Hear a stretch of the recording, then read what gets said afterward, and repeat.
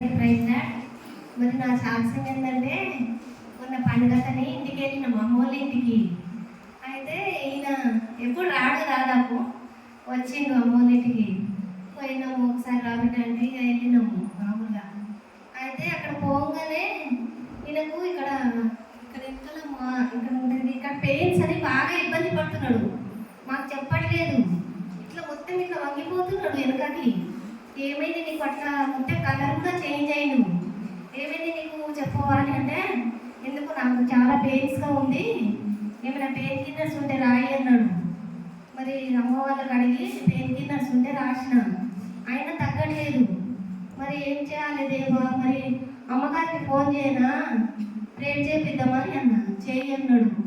చేస్తే అమ్మ లిఫ్ట్ చేయలేదు.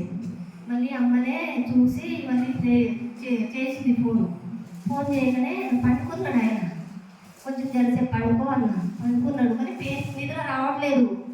అయితే అమ్మాయికి ఫోన్ చేసింది, అమ్మ మాట్లాడు అన్నా. అమ్మ చెప్పు ప్రేర్ చేయి అన్నాడు. ప్రేర్ చేసింది.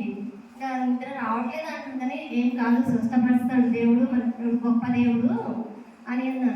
నిద్రపోయిండు. ఆ నిద్రలే పెయిన్స్ తగ్గిపోయింది. దేవుని వందనాలు.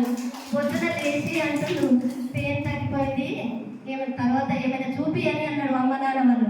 ఇప్పుడు ఏ హాస్పిటల్కి వెళ్ళలే, ఎక్కడ వెళ్ళలే, దేవుడు స్వస్థపరిచిండు, ఆరోగ్యంగా ఉన్నాడు. దేవుడు ఇచ్చిన సాక్ష్యం దేవుడు దీవించిండు.